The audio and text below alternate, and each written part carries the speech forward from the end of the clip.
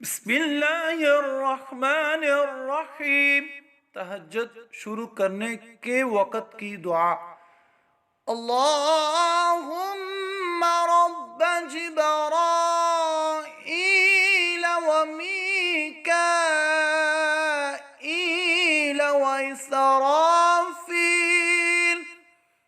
फातिर अस्समावाति वल अर्दि आलिमल गैबि वश्शहादा أنت تحكم بين عبادك فيما كانوا فيه يختلفون اهدني لما اختلف فيه من الحق بإذنك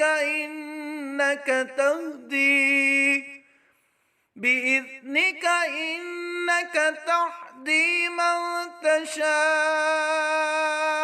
إلى صراط